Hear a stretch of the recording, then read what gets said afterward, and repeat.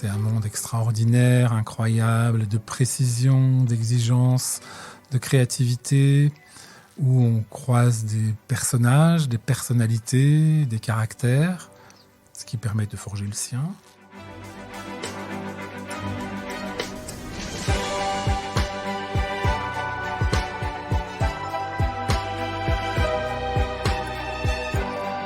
Vous êtes-vous déjà demandé à qui sont les mains qui fabriquent chaque jour la mode et le luxe ? Derrière chaque vêtement, chaque accessoire et chaque objet, il y a des femmes et des hommes qui perpétuent au quotidien des gestes et transmettent leur passion. Ce podcast va vous emmener à la rencontre de ces amoureux du savoir-faire, des anonymes qui détiennent un savoir précieux pour faire la mode et le luxe de demain. Aujourd'hui, ces femmes et ces hommes de l'ombre nous racontent depuis les coulisses leur métier, leur passion, leur envie de transmission d'un savoir-faire unique. Parce qu'aujourd'hui en France, il y a plus que jamais la nécessité d'assurer la relève de ces métiers d'exception. Bienvenue dans le podcast Savoir pour faire.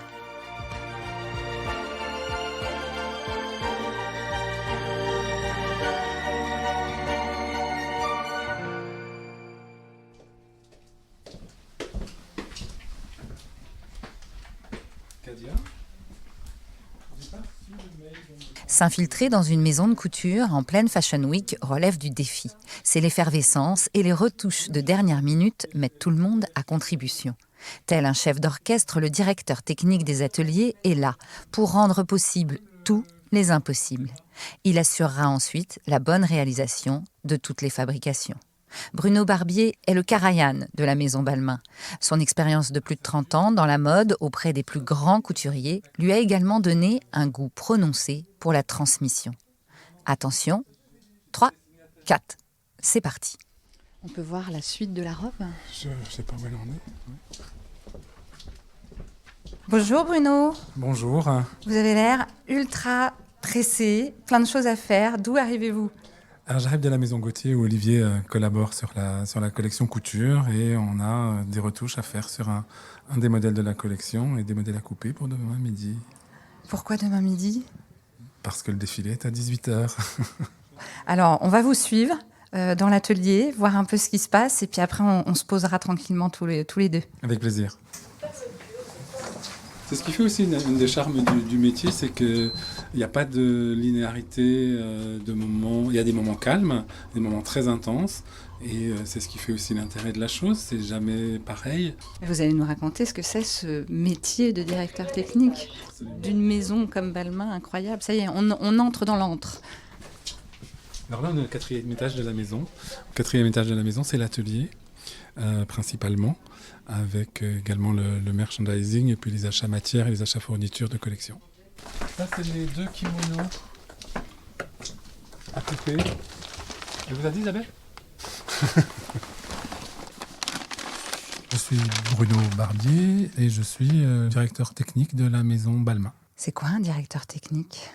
Un directeur technique, c'est une personne qui va au sein principalement de l'atelier, accompagner tous les métiers de l'atelier et accompagner aussi le studio en apportant des solutions techniques et d'emmener la collection jusqu'à la mise en production, de sorte que l'esprit de la collection voulu par le studio et la direction artistique soit respecté jusqu'au bout. C'est un peu un chef d'orchestre finalement. C'est exactement ça. Allez, à toutes.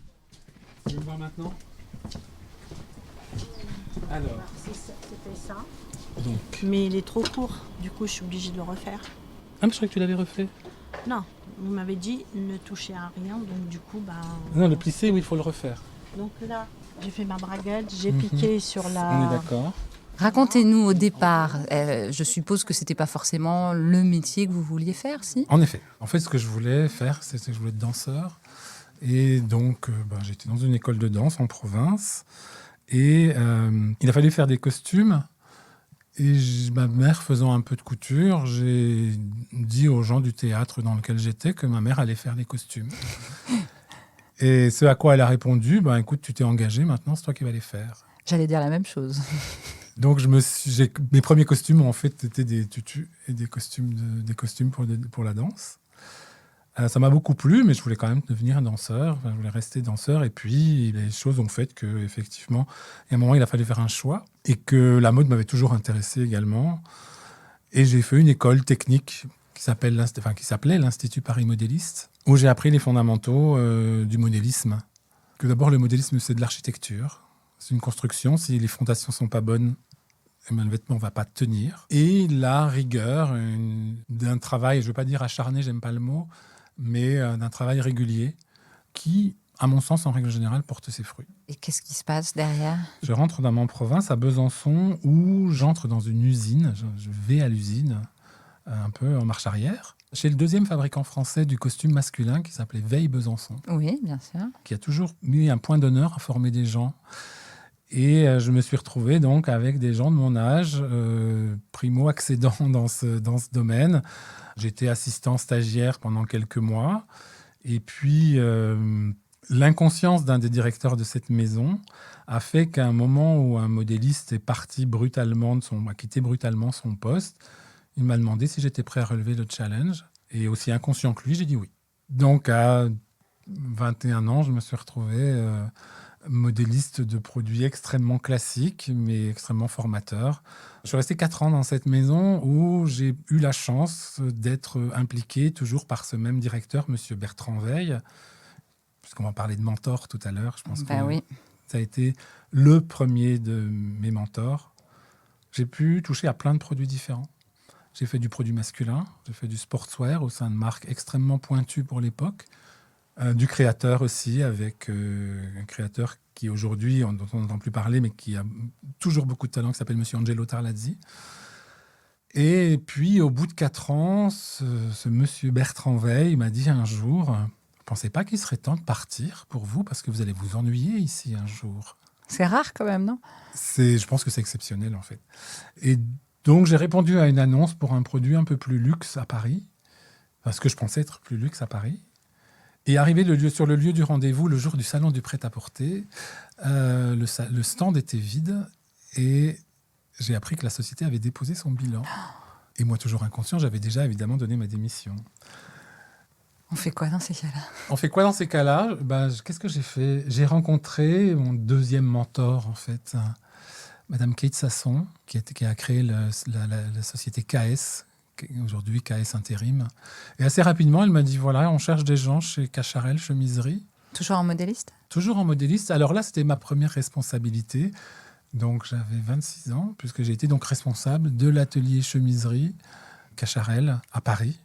Je suis resté 1 an chez eux. Et ma vie personnelle a fait que j'avais envie d'avoir un peu plus de temps. Et j'avais réalisé quand même qu'en intérim, on pouvait faire un peu comme on voulait. Et pendant 2-3 ans, je n'ai pas arrêté de faire une collection couture avec Paco Rabanne, une collection de vêtements hommes avec M. Morlotti, qui était aussi designer de chez Dior, puis après de chez Lanvin. Accompagné des jeunes créateurs, voulu créer ma propre marque. Enfin bon, on fait plein de choses différentes. Puisque j'ai réalisé au bout de quelques années qu'en fait, je travaillais presque 370 jours par an, en fait. Et à un moment, évidemment, on est surchargé. Et dans ce parcours de freelance et d'intérim, j'ai fait pas mal de maisons jusqu'à me retrouver, en l'occurrence, chez Thierry Mugler, dans les années 90, où là, c'est un monde extraordinaire, incroyable, de précision, d'exigence, de créativité, où on croise des personnages, des personnalités, des caractères, ce qui permet de forger le sien. Est-ce que c'est dur, un peu ? C'est très demandeur, mais à côté de pas mal de choses, un peu sa vie perso, on travaille énormément. Mais aussi ce monde un peu... Fabuleux. C'est quand même incroyable quand on n'a pas 30 ans de côtoyer ces gens. D'abord, M. Mugler, qui était un personnage incroyable, une personnalité dingue, qui savait ce qu'il voulait, qui avait un univers à lui. Et la chance m'a toujours beaucoup accompagné. Parce qu'un ami qui avait mon CV dans son sac s'est retrouvé pour une interview sur un autre poste chez Christian Lacroix. La personne en face de lui a dit « On cherche un chef d'atelier, vous connaîtriez quelqu'un ?» C'est comme ça que mon CV est arrivé sur le bureau de la maison Lacroix.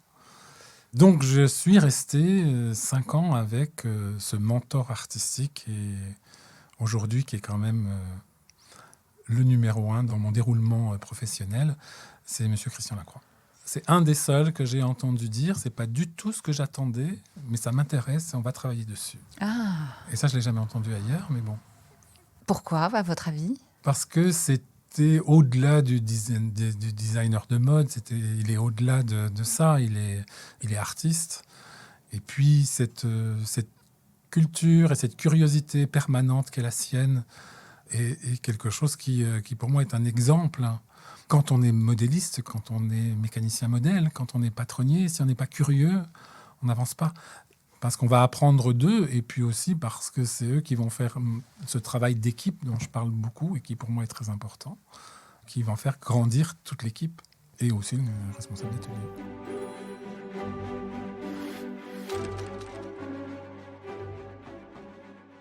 On est dans la salle de fitting, là on est un peu dans le sein des seins.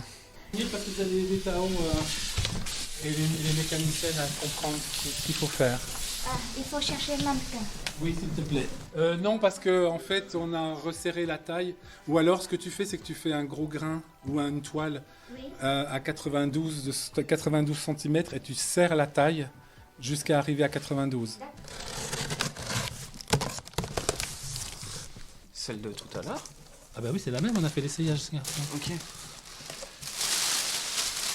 Simon est en alternance avec nous. Et Matondo, le garçon qui va nous aider aussi sur cette robe, est également en alternance. C'est très important pour les maisons, mais c'est très important aussi pour la maison Balmain de former des jeunes, ou pas d'ailleurs, mais de former des gens pour assurer la relève et la continuité des métiers. La transmission, ça c'est quelque chose dont je parle beaucoup avec les gens de la mode.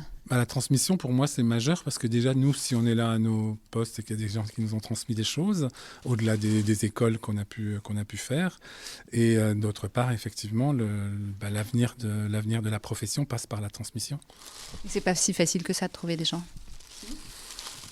C'est pas forcément facile de trouver des gens qui vont rester dans l'atelier parce que tout le monde rêve d'être styliste et tout ça, mais il y a beaucoup de postes qui sont extrêmement en tension aujourd'hui dans les ateliers. Comme quoi? Comme les mécaniciens modèles, les mécaniciens tailleurs, les coupeurs ou coupeuses, et qui sont à nouveau des postes où il n'y a pas beaucoup de... D'abord, il n'y a pas beaucoup de candidats aujourd'hui, et puis il n'y a surtout pas beaucoup... ça n'a rien à voir avec le nombre de candidats, mais il n'y a pas de routine. On fait des choses différentes tous les jours, on ne sait jamais ce qu'on va faire. Ce matin, on ne savait pas qu'on allait faire cette robe. Carrément, cette robe, elle est toute neuve. Elle est presque toute neuve, oui. Prends-le en biais. Oui. Prends une grande bande en biais, ce sera plus facile. Il faut la mettre sur le mannequin? Non, parce qu'elle ne va pas rentrer, je pense. Bon, on va essayer. Allez, on essaie. Alors, on était à Monsieur Lacroix. On était à Monsieur Lacroix, avec lequel je suis resté pendant 5 ans. Et j'ai eu un coup de fil d'une personne qui s'appelle Marie-Jo Cerdan, qui est aujourd'hui la responsable de la société KS, qui m'a dit: j'ai une demande pour une société, ils cherchent un chef d'atelier qui parle anglais, j'en connais qu'un, c'est toi. Et c'est comme ça que j'ai eu l'opportunité de collaborer pendant 5 ans dans la maison Saint-Laurent, désormais propriété du groupe Kering, enfin à l'époque du groupe Pinault, avec Monsieur Ford et son équipe. Et là, c'est un autre monde qui commence pour le métier, pour les métiers, parce que ce sont les groupes qui s'emparent des maisons. Donc, qui dit groupe dit résultat, qui dit parce qu'actionnaire, et enfin bon, tout ce qu'on sait aujourd'hui de ce nouveau, aujourd'hui pas si nouveau, mais à l'époque assez nouveau mode de fonctionnement. C'est une autre expérience, c'est pas du tout la même chose qu'une expérience avec un Monsieur Lacroix. Monsieur Ford est extrêmement poli et tout ça, est assez créatif, mais il y a des grosses équipes de créa derrière aussi. C'est effectivement pas du tout la même dimension. Et c'est d'ailleurs à ce moment-là que le rôle du chef d'atelier, qui devient plus directeur d'atelier, change considérablement, puisque encore chez Lacroix, je faisais parfois des toiles. Parce que faire des toiles, ça veut dire transformer le dessin du créateur en un volume pour basculer vers le management, vers l'organisation, qui est aujourd'hui, on va dire, 50-60% de mon rôle aujourd'hui dans la maison Balmain. Et donc, cette expérience chez Tom Ford vous a fait arriver chez Balmain à la fin ou... Non, il y a non, encore j'ai fait plein de quelqu'un. choses. Oh là Il y a plein de là. gens entre, en fait. Mais c'est fou. J'ai on va dire, j'ai un rythme. Il n'est pas circadien, mais j'ai un rythme de 4 à 5 ans. Oui, 95-2000 Saint-Lacroix, 2000-2004 Saint-Laurent, 2004-2008 Agnès B, 2008-2011-2012 Sonia Rykiel. D'accord. Peut-être à ce moment-là aussi où j'ai perdu un peu cette envie systématique d'être en lien avec le créateur J'allais vous le demander. et de devenir celui qui va devenir le chef d'orchestre de l'atelier. Là, vous aviez touché... Je pense que j'étais arrivé à un moment où j'avais besoin d'autre chose, j'avais envie d'autre chose, et cette autre chose, il s'est concrétisé en fait par la transmission, la formation, puisque là, je suis entré en tant que professeur de technique pour la 4e année de l'école de la chambre syndicale qui venait de se créer à l'époque. Donc l'enseignement, la transmission, l'accompagnement de jeunes créateurs. Dans mes élèves, effectivement, il y en a aujourd'hui qui ont créé leur propre marque. Donc j'ai fait ça pendant un an et demi, et puis il y a un groupe qui est venu me chercher, Madame Hélène de Buren, qui était directrice industrielle au sein de la maison Balenciaga, qui a réussi à me persuader de revenir dans le business en prenant la charge des ateliers Balenciaga, avec Nicolas Ghesquière, qui était directeur artistique. Donc là, recollé à la création. Alors non, puisque j'avais décidé de devenir directeur Ça y est, technique. d'accord. Directeur Là, on d'atelier, arrive au prendre- métier d'aujourd'hui. Voilà. Du coup, avec les changements de direction artistique, j'ai vécu 3 aventures complètement différentes, puisque j'ai commencé avec Monsieur Ghesquière, qui était dans une rigueur quasi militaire, et c'est pas forcément péjoratif que de dire ça. Pour après accompagner pendant 3 ans Alexander Wang, créateur new-yorkais, qui est arrivé au sein de la maison Balenciaga. Ça a bousculé beaucoup de choses, le fait de l'arrivée d'Alexander, puisque beaucoup des équipes, et c'est ça que je dirais aux jeunes aujourd'hui, si vous pouvez apprendre toutes les langues possibles et imaginables étrangères, faites-le, puisque je pense On pas... se retrouve avec le monde autour de soi. On se retrouve avec le monde autour de soi, et le poste chez Saint-Laurent, je suis pas sûr de l'avoir eu parce que j'étais le meilleur, mais je sais que je l'ai eu parce que je parlais couramment. Les collections, on va le mettre de côté. Et même ça, on va le mettre de côté pour l'instant. Il y a des placements. Je pense qu'elle a imprimé les photos. On l'aurait eu pour l'instant. Comment ? Elle est juste venue nous dire qu'il y Ok. aurait des pièces à couper. Donc la première pièce que vous avez vue, c'est la coupe. Où, donc on coupe tous les modèles, tous les prototypes du travail dit à façon de la maison Balmain. Un métier dont on a déjà parlé dans Savoir pour faire.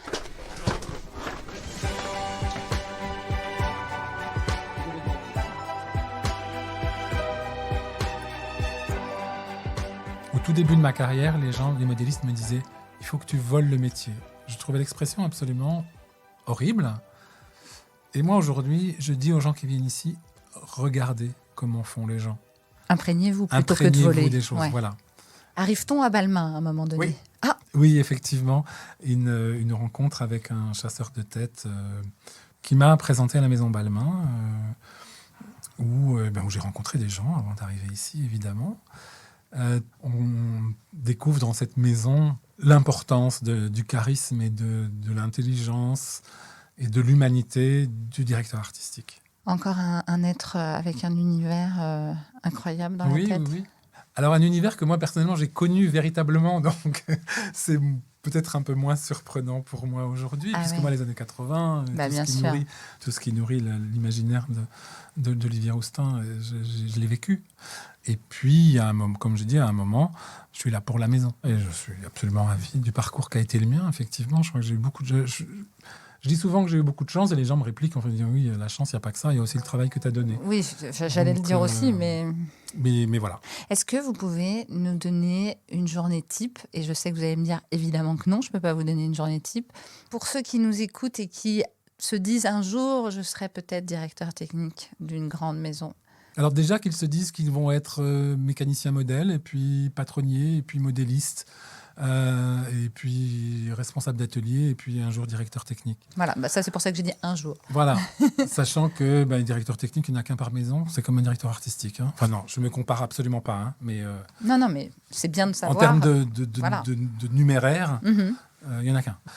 je fais en sorte que les choses se passent dans le bon ordre, si possible dans la bonne humeur, avec du sérieux, en respectant les délais, en respectant les budgets si possible, et tout ça. On a bien précisé un jour et il faut d'abord passer par plein d'étapes. Mais est-ce que ça pourrait arriver qu'il y ait, je ne sais pas moi, des études de directeur technique où c'est absolument impossible? Parce qu'il faut l'expérience. Il faut l'expérience, il faut se frotter à différents types de produits.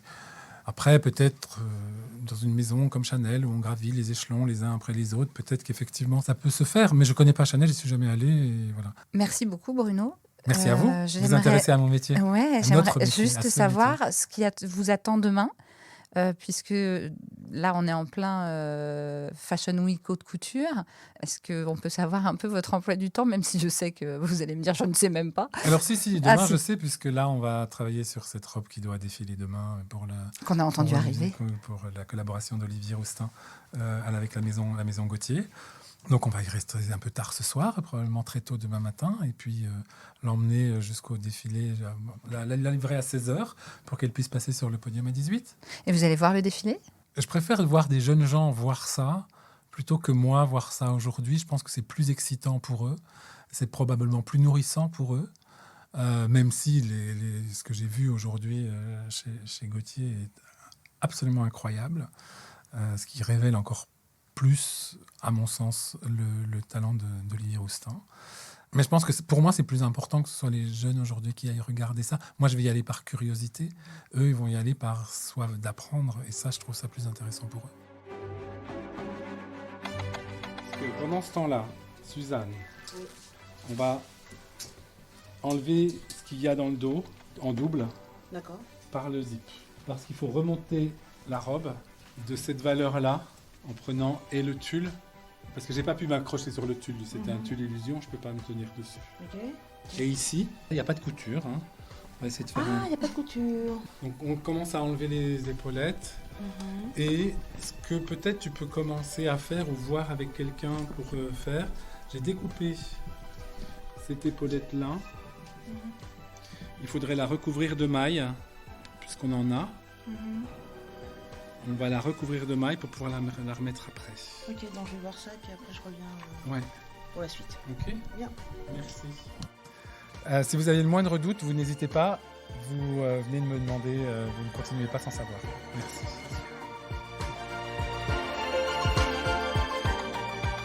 Pour exercer le métier de directeur technique dans la mode, retrouvez les formations sur le site savoirpourfaire.fr et rejoignez la filière mode et luxe.